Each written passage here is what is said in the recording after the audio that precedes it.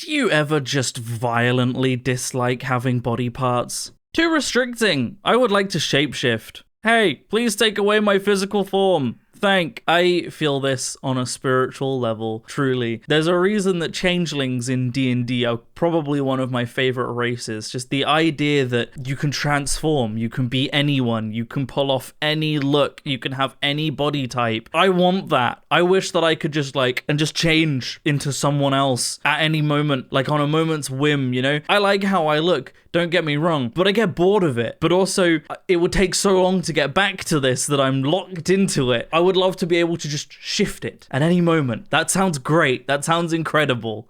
This video brought to you by my YouTube members and patrons. Thank you guys. How's it going, everybody, and welcome back to another subreddit video. And today we are going to be returning once again to r/me IRLGBT. That took a lot of breath to say. I like this subreddit. It's really fun. It's a wholesome little subreddit, and you guys seem to enjoy it as well. So it's a win-win, really.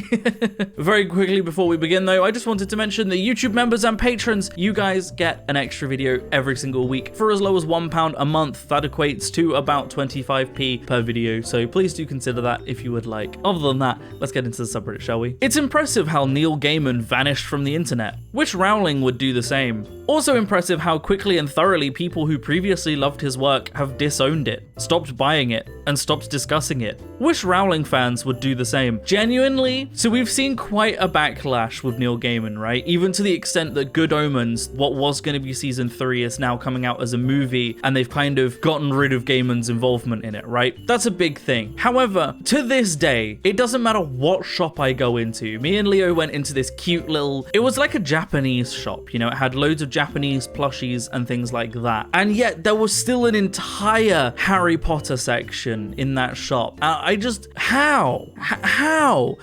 Why have people refused to accept that, hey, Rowling, she's a piece of shit. With J.K. Rowling, and because it's trans people, it's just not as important to people. You know, she's literally attacking the human rights of human beings, and people are like, doesn't affect me though. Following on from that, we also have this really cute little artwork that says, trans lives are more important than Harry Potter, and I agree. I agree with that statement wholeheartedly. That's it. That's all I have to say on this one. This is correct. Bisexuality is actually rooted in racism, transphobia. I don't mean to be pushy, but maybe choose another label? Guess I'll have to go back to being a regular old faggot then. So it turns out saying the F slur in front of this person wasn't a very good idea.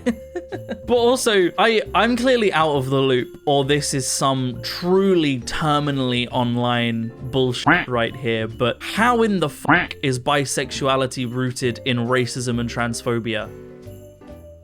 Let me know in the comments if there's something I'm missing that would, you know, clue me in a little bit as to how bisexuality is rooted in racism and transphobia. I'm God's weakest faggot. I'm God's strongest T-word. Let's team up. What if we call ourselves Team Rocket? I'm God's most literate cat. Can I join? Damn, what a true partnership right here. Also, I very much feel that in order, this is Jesse James Meowth, right? Remember that Allies Welcome was once secret code for those not out yet can still participate without putting themselves at risk. And for those who aren't out yet, to comfortably exist in these spaces, you have to let allies exist in those spaces too. This is also important for queer people who don't know anyone else there. Let them bring their friend, even if that friend is cishet. Many would rather not go at all rather than go somewhere alone. It is always better to let respectful cishets into our spaces than to try and police who is queer enough to be allowed. I agree with this. This is really important, especially because the minute you start policing who's really queer, you start getting those people that go, oh, bi doesn't belong in Pride. Bi are just like straight people with extra steps, or the people that start judging, you know, bi and pan people for being in straight relationships despite exactly what part of being bi or pan is, right? Lots of things like that, you know, when people start judging who's queer enough for them, or who doesn't belonging, or who isn't queer, and who shouldn't be queer, and who's not queer right now but could be, and all of that bullshit, you start dismantling what pride actually is. right? Allies should always be welcome because that's exactly what they are. They are allies, but also because refusing to allow allies puts people who just simply aren't out or aren't comfortable being out yet at risk, right? Right? Got fucking clocked on CS. I don't even have trans in my bio anymore. F this. Are you a fellow T-girl? Your name is literally Puppy Girl Stink. It could not have been more obvious. I do have to say, that is a very trans girl username. Like, come on. What were you expecting? Really? My impoverished neighbor taking down their Trump flag as they're about to lose health insurance and food assistance because of what they voted for. Me, the trans bitch they've been loudly blaming the collapse of society on. Truly, this is the state we're in. Sadly, a lot of these people still don't get it though. They still blame it on minorities. And it's like, you voted the death of your society in, and you're still blaming it on minorities, you know? It's just, I don't revel in this. I don't at all, because so many people that don't deserve this are paying for the actions of these people. But these people are suffering. But their suffering is dragging everyone into it. But this is what they voted for. And it's just, I really wish people would research who they're voting for before they vote for them. Because come on, Trump has not been subtle for the last decade. He hasn't even been close to subtle about any of this. The moral of Nimona is that the government sucks and weird little trans girls should be allowed to kill anyone who wrongs them. I haven't seen Nimona yet. I thought that the art style is really cute, but I haven't gotten around to watching it. And now I feel like I should. This has single-handedly sold the movie to me. I'm gonna watch Nimona now because that sounds great. That sounds like a great time. If you tried out transitioning and it wasn't for you, I think it's great you explored that and discovered something very important about yourself. I think you have a unique and valuable experience with gender that should be taken into account and is worthy of discussion. But you cannot be going around calling yourself D-trans. You know, like, if your guy friend experiments with men a bit and decides it's not his thing, good on him for being open-minded and ready to discover things about himself. But if he starts calling himself ex-gay, you have to be like, wait a second, that's a term mostly used by right-wing hate movements. Exactly. I agree with this wholeheartedly, and this goes for so many things, right? You don't judge people for trying out things and experimenting new things, because that's wonderful. You're discovering what you like. You're discovering who you are. But if you tried transitioning and found that that's not for you and you are in fact cis, you're not de-transing, you're not ex-trans, because you weren't trans to begin with and you've learnt that about yourself. Going around claiming that you've de-transed or claiming that, you know,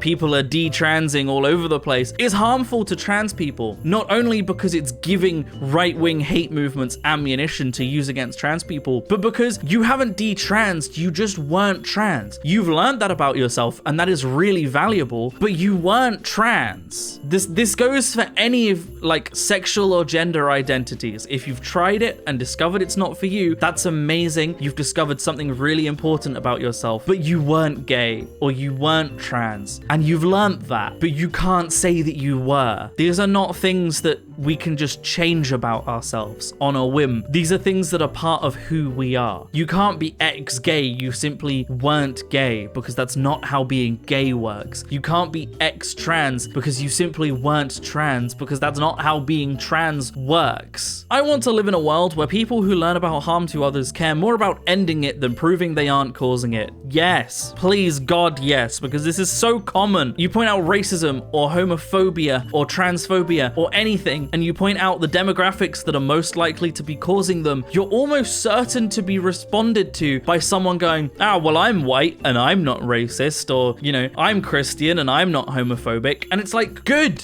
on you. I'm proud of you. But that doesn't mean that it isn't a problem. It doesn't mean that systemic racism isn't a real thing in our societies. It doesn't mean that systemic transphobia or homophobia are not issues in our current societies. Just because you don't think that you are racist or homophobic or transphobic or any other form of bigot doesn't mean that there isn't a legitimate issue with people who are. And you not being racist shouldn't just be the end of it. You should be like, I'm not racist, therefore I would like to help improve racism in the country and prevent other people being racist. Not just go, well, I'm not racist, that's good enough, that's the problem solved then. Because that isn't solving the problem. It's not. And the problem is, so many racist and homophobic people don't think that they are. And I'm not saying that everybody that says they aren't isn't. But so many people don't think that they are when they are. So you going, well, I'm a Christian and I'm not homophobic, doesn't give anyone actual evidence that you're not homophobic. It just makes people believe that you're just one of the other people saying that, because if you're not actually doing anything to prove that or to help people, you're not homophobic. Great. Neither does,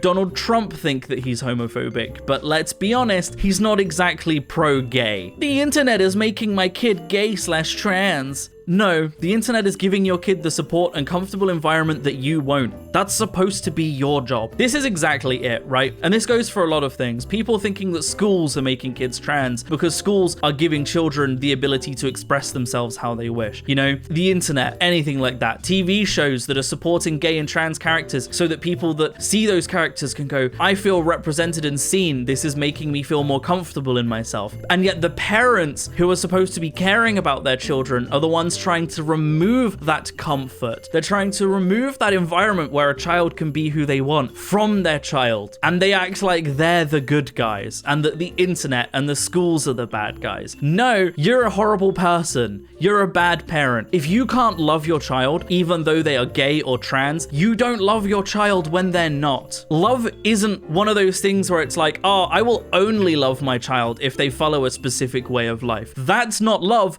that's control. See you in hell, you stupid fruit. Corporations, the day after Pride ends. This is so real. Genuinely, 1st of July, all rainbow flags gone. None of these accounts have rainbow flags on them anymore. It's like, cool. Glad we could see just how much the support actually mattered to these corporations. Don't get me wrong, I do appreciate it to an extent, because although these corporations absolutely don't care about queer people, it does still raise awareness, right? It normalizes the existence of queer people in our societies. Seeing so many more rainbow flags, seeing so much more queer content, clothes, everything like that, helps to normalize queer people in society. Because let's be real, a huge, substantial amount of what is considered normal in our societies is formed by the richest corporations that run our societies. So having them normalize it just a little bit, even if it's 1 month a year, it does help, even if it's just a bit. But it would be nice if they didn't just completely abandon us, on the 1st of July. But, what are you gonna do? But that is where I'm going to end the video, everybody. I hope you have enjoyed, and thank you so much for watching, truly. If you would like to support me in making more content like this, then I have a Patreon in the description down below, or equally you can click on that join button on the channel to support me. It helps a lot more than you might realize, but by no means should you feel like you have to. I'm going to keep making content regardless. But a huge, massive special thank you to all of the wonderful YouTube members and patrons that do support the channel. All of your names are up on screen right now. It genuinely helps so much, and it genuinely means so much. So thank you to everybody that does. YouTube members and patrons, you guys also get one extra video every single week, so please do consider joining for that reason alone for as low as £1 a month. But other than that, thank you so much for watching, everybody. I hope you have enjoyed, and as always, I will see you in the next video. Peace out.